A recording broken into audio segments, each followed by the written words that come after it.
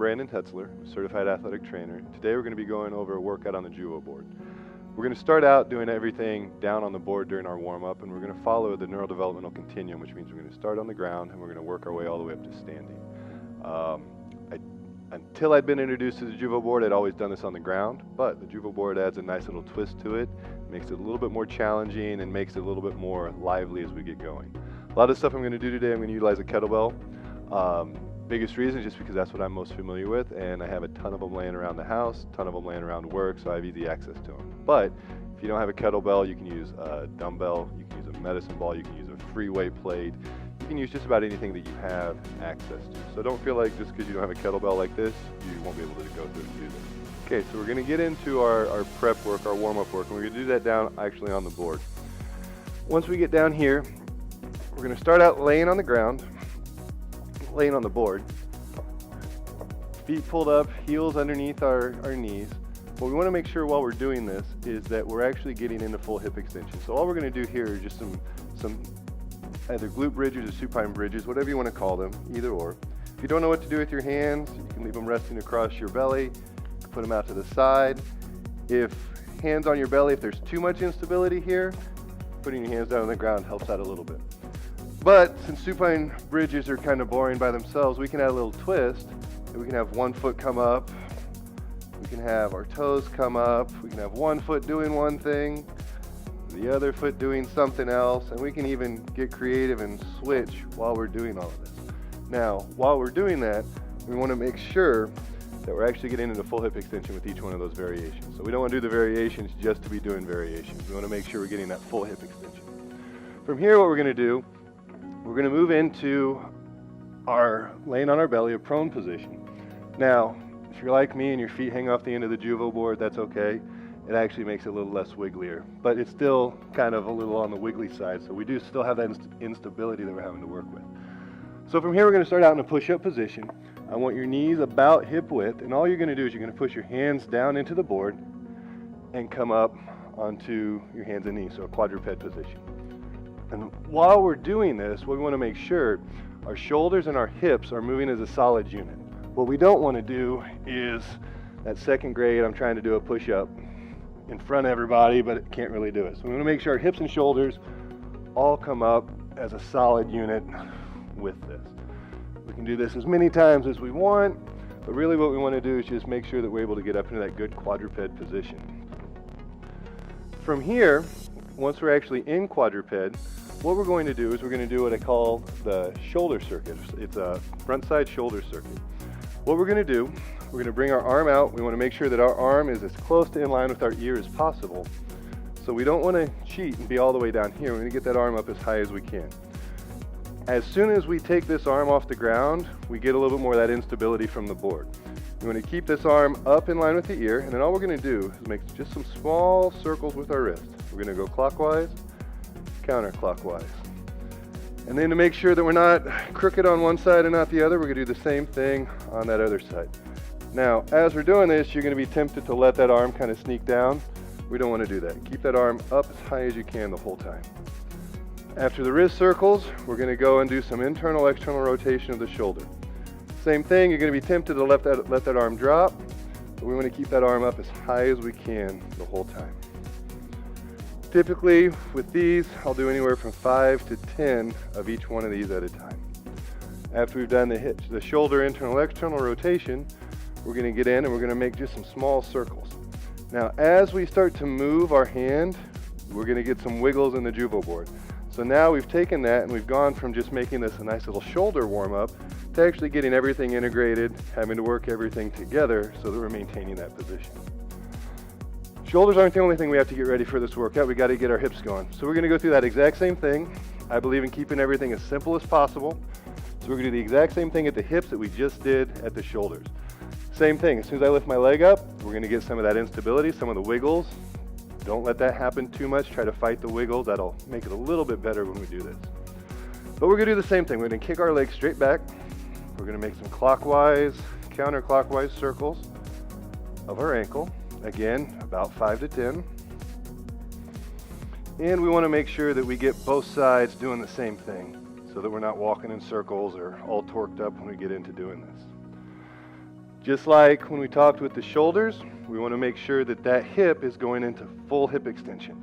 Now, full hip extension is a straight line from that shoulder to the hip down to my ankles. So not way up here, not way down here. Make sure that knee is nice and straight as well. We're gonna do the same thing. Hip internal, external rotation.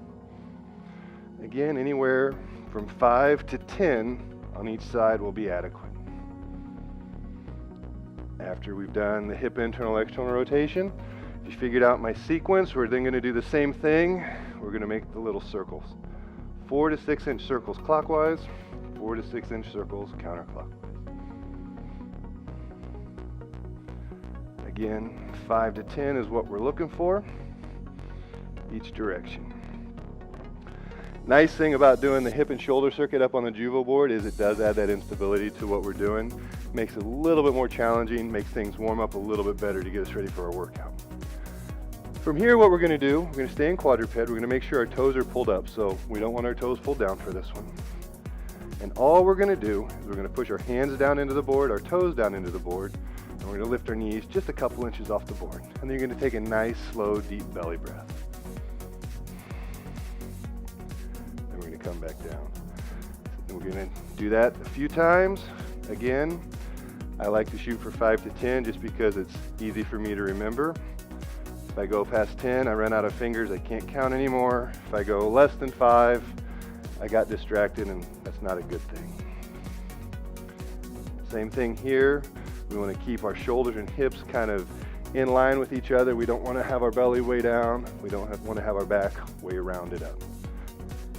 For giggles, we can change up this position to where we have one knee a little bit higher than the other, and then do the same thing.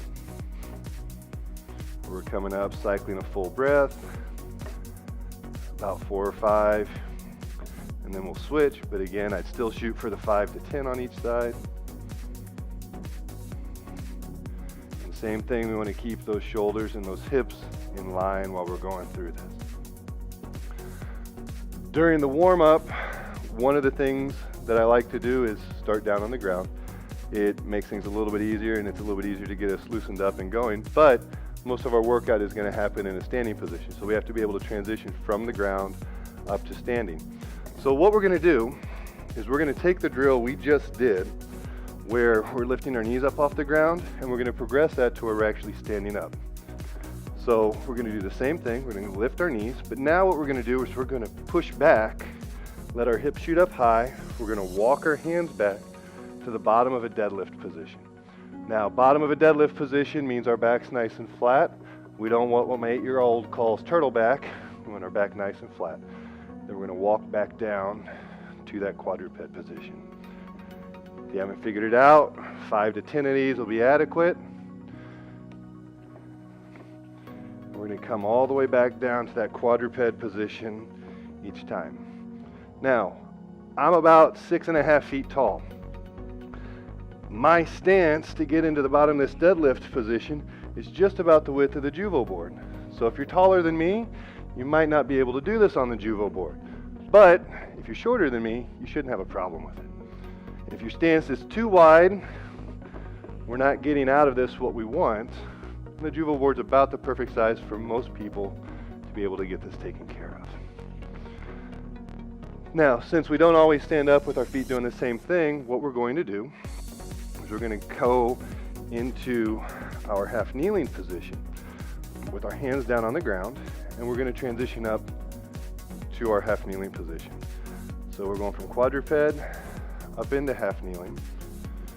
And again, now we have one side doing one thing, the other side doing something else, and on the Juvo board, that instability is really highlighted here. So we really want to make sure that we're trying to keep the board as level as possible, keep things engaged.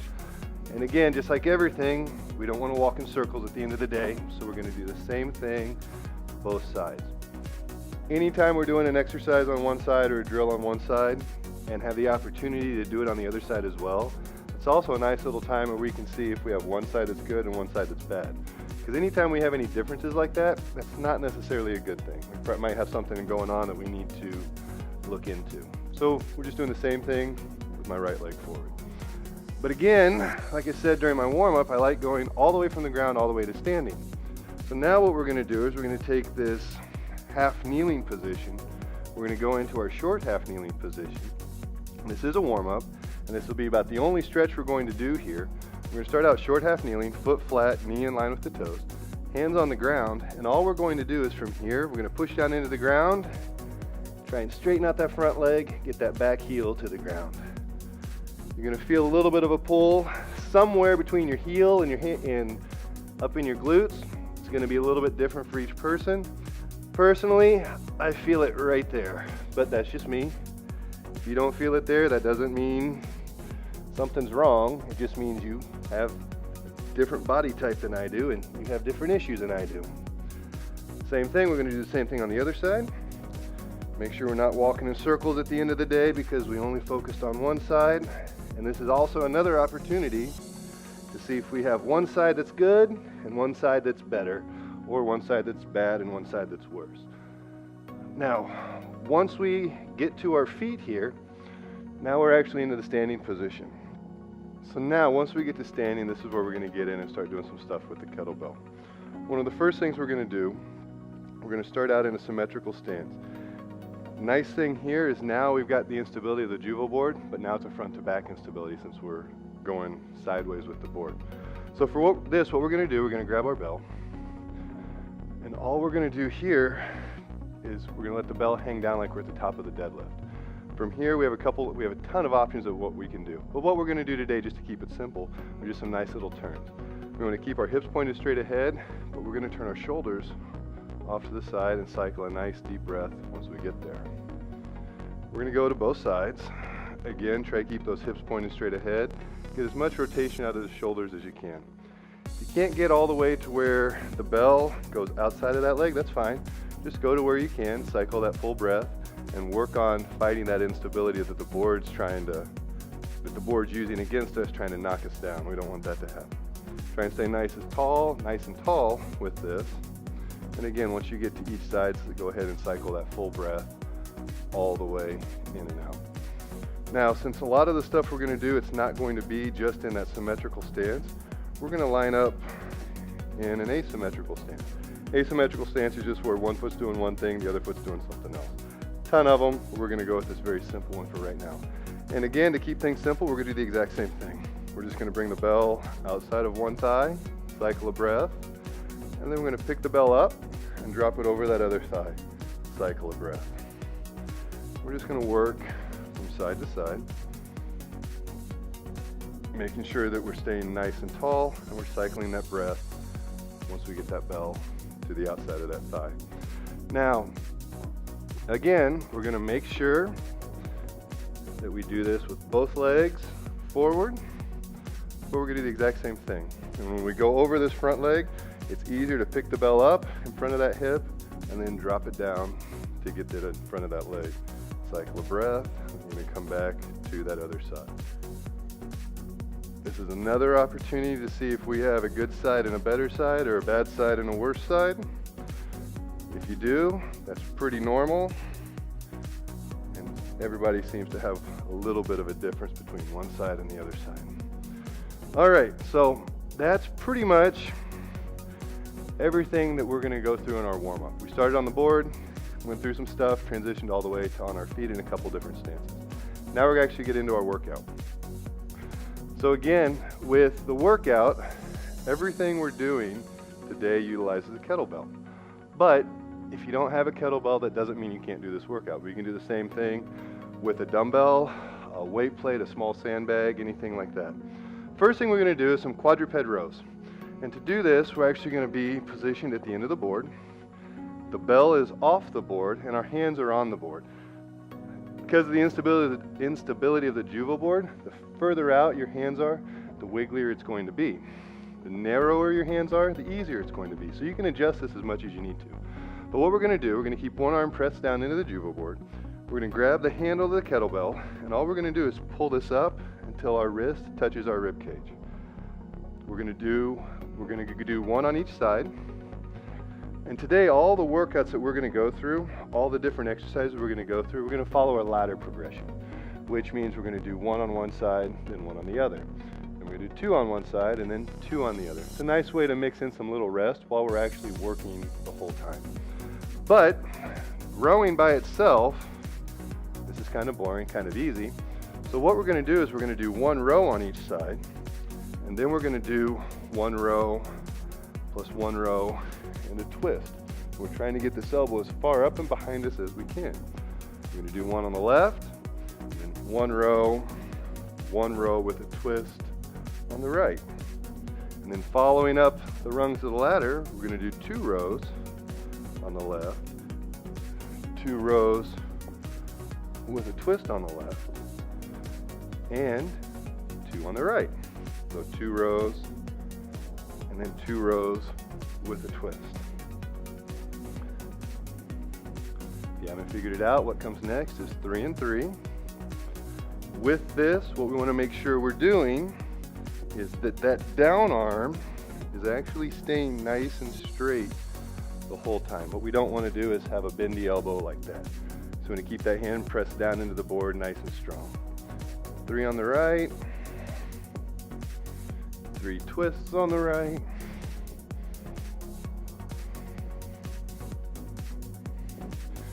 and then we're going to go 4 and 4. Now, if there's too much wiggle with this, you can also do this from down on the ground. So it's really up to you to adjust as you need to.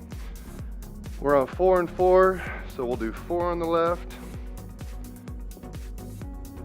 making sure that that right arm is staying nice and straight.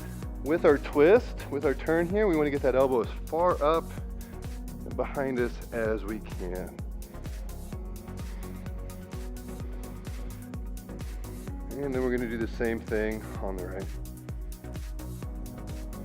Trying to rotate that elbow as far up and back as we can.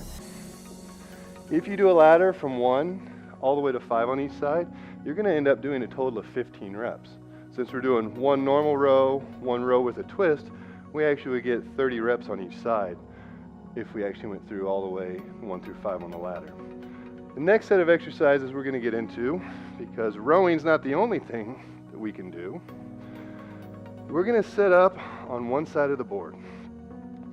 We're going to set up to where the kettlebell's right between our feet. And what we're actually going to do is we're just going to use 1/2 of the board.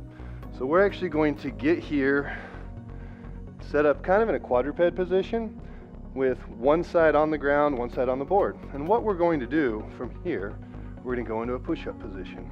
So we're going to follow a ladder. We're going to do 1 push-up. We're going to go back to that warm-up drill that we did before. Press back into a deadlift. Whichever hand's on the ground, that's the hand that's going to grab the kettlebell. And we're going to do 1 deadlift. Then we're going to come back down. And if you figured out my ladder, we're going to do 2 push-ups. We're going to come back up. And we're going to do 2 deadlifts with our left hand. We're going to come back down to the push-up position on the board. And we're going to do 3 push-ups. Walk back to that deadlift position just with our left hand. And we're going to do 3 deadlifts. Now, if you have 2 kettlebells, you can actually do left side, then step over and do right side in between each one. Since we just have 1 kettlebell, what we'll do, the nice breaking spot to switch is at 3. So we'll grab our kettlebell, move over to the other side, and we're going to do the exact same thing. We're going to walk out to our push-up position. Now in our push-up position, the board's going to be a little wiggly. If there's too much wiggle, you can adjust the handle. You can put a yoga block underneath it to keep it a little less unstable, and we can do our push-ups that way. And we're going to do the same ladder progression. So 1 push-up. We're going to walk back to our deadlift position. Since my right hand's on the ground, I'm going to do the deadlift with my right arm. And then we're going to walk back out to the push-up. And we're going to do 2 push-ups. Walk back to our deadlift position, 2 deadlifts.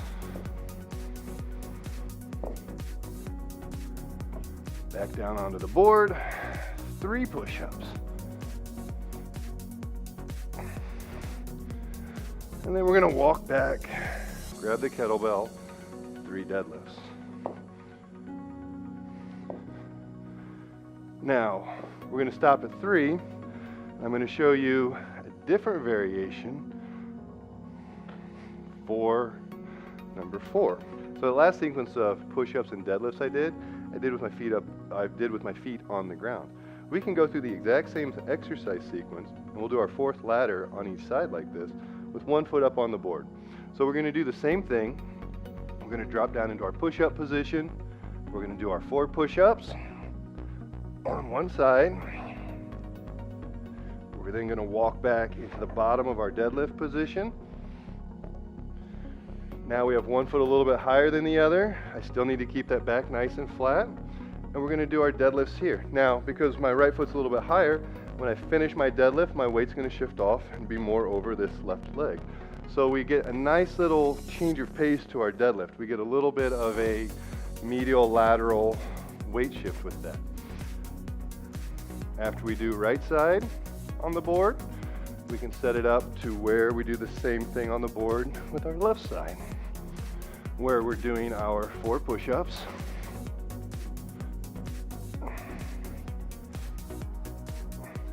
And then walking back into that deadlift position. Again, left leg's a little bit higher than my right leg. My back's still nice and flat.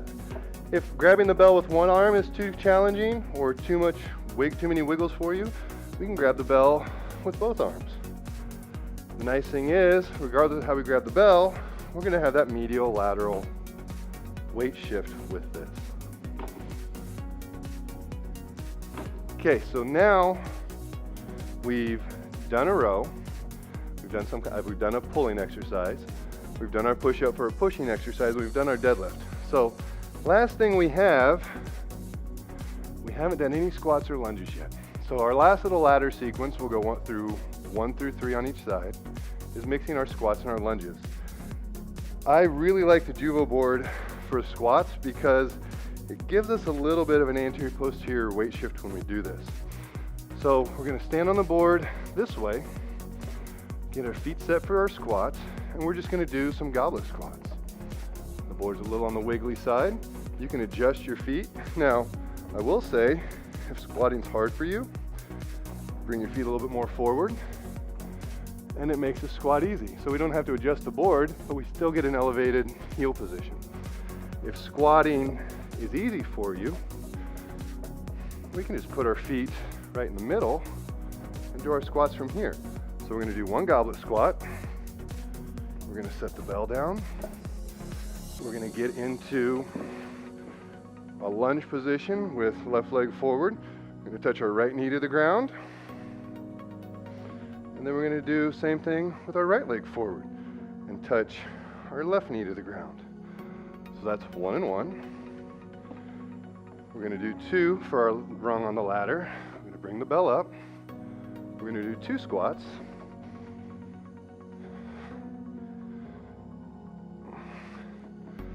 Set the bell down. 1 foot on the board. We're gonna do 2 lunges here, or 2 split squats, whatever you want to call it. Same thing on the other side. Now with this, we want to make sure that with this knee, this front leg, that our knee's staying in line over our foot. We don't want anything that looks like this. That never goes well. After 2 is 3. So we're going to grab our bell. We're going to do 3 goblet squats. Now, technically, if your hips aren't below your knees, it's not a squat. So we want to make sure that we get our hips down below our knees. We've done our 3 goblet squats. We're going to adjust, do our 3 split squats on our left side. And then we're going to do our 3 split squats on the right side.